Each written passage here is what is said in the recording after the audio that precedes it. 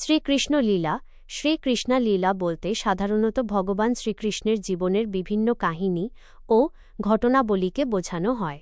এটি হিন্দু ধর্মের একটি অত্যন্ত গুরুত্বপূর্ণ বিষয়। তাঁর জীবনের প্রধান অংশগুলি হল বাল্যলীলা, চাইল্ডহুড পাসটাইমস, বৃন্দাবনে শ্রীকৃষ্ণের শৈশবের আনন্দময় এবং অলৌকিক ঘটনাবলী, যেমন মাখন চুরি, পুতনা বধ, কালীয় দমন, গোবর্ধন ধারণ এবং তার সখা ও গোপিনীদের সাথে খেলাধুলা। কৈশোর লীলা, ইউথফুল পাসটাইমস, রাধা ও গোপিনীদের সাথে তাঁর প্রেমময় ও আধ্যাত্মিক সম্পর্ক। রাসলীলা, যা ভক্তিমূলক সাহিত্যের মূল বিষয়। মথুরা ও দ্বারকা লীলা, মাথুরা অ্যান্ড দ্বারকা পাসটাইমস, কংস বধ, মথুরায় প্রত্যাবর্তন, দ্বারকা নগরী স্থাপন এবং যাদব বংশের রাজা হিসেবে তাঁর কর্মকাণ্ড।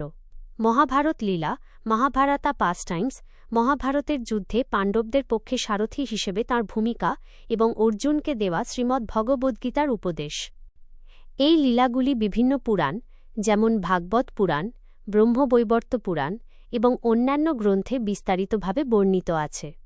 এছাড়াও এই নামে অনেক চলচ্চিত্র, টিভি সিরিয়াল এবং কীর্তন রয়েছে, যেমন ১৯৭১ সালের হিন্দি চলচ্চিত্র শ্রীকৃষ্ণ লীলা, পরিচালক হোমি ওয়াদিয়া।